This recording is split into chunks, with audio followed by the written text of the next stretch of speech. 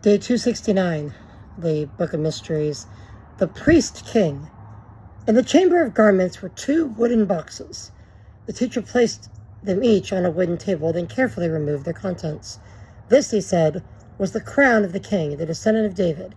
And this, he said, as he placed the second object on the table, something of a mix between a crown and a turban, was the crown of the high priest, the descendant of Aaron. These are the 2 crowns representing the 2 offices, the 2 houses of Israel. No man could wear them both. The king could never minister as a priest, and the high priest could never reign as king.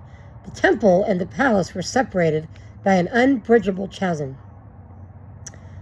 Why was the separation so important? I asked. The true king of Israel was not man, but God. So the king represented the kingship of God. On the other hand, the high priest represented the people in fallenness and sin. It was his ministry to reconcile a sinful people to God, to their king and judge. So then the king of Israel, God, was the judge, and the high priest was something of a defense attorney before the judge. So the 2 offices had to be kept separate. Exactly, said the teacher. And yet there came a word to the prophet Zechariah that one day the 2 offices would become one. Messiah would be both king and high priest.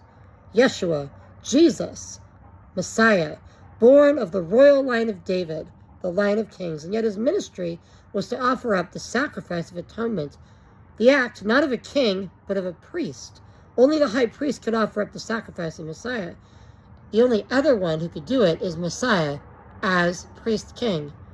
It is crucial, I ask, that he is both priest and king. It is. Think about it.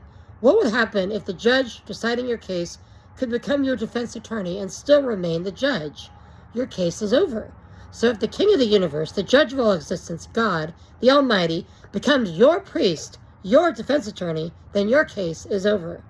Your guilt is over. Your judgment is gone. There is no condemnation. So if the judge of all becomes your defense, then all judgment is gone. Yes, and he has, and it is. The Almighty has become your defense attorney. That means you're free in the miracle of the priest king. The mission. The judge of all became your defense attorney. Therefore, start living today a judgment and condemnation-free life. Psalm 110:4, Zechariah 6:12-13, and Romans 8:31-34. Thank you.